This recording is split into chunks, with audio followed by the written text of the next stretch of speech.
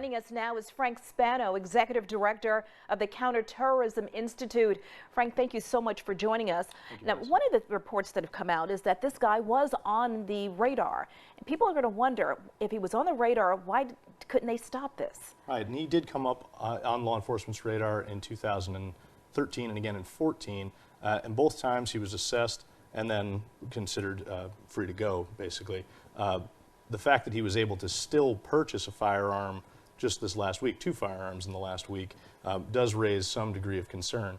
As far as him being on law enforcement's radar, it comes down to availability of resources, having to basically triage or categorize the threat and moving on to the most likely subjects. So he was probably looked at and said maybe he's not that much of a threat. There are other people who are probably more of a threat. Let's concentrate on them. Yet he's the one who turns around and kills 50 people. Exactly. I mean, the FBI right now is engaged in between 900 and 1,000 actual terror-related investigations, and that's not to say that NYPD counterterrorism doesn't have yet another several hundred that they're running themselves. So it does become a matter of volume.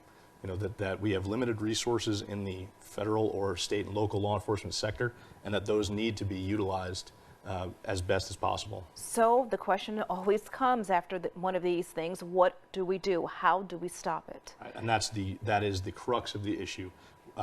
We as a people we don't handle large numbers very well. We don't deal with scale very well. When we say that we have 37,000 deaths related to terrorism every year, that's a crazy number for many of us. And often we shut off that part of our head. We go about our business and then we're back to being reactive the next time an incident occurs.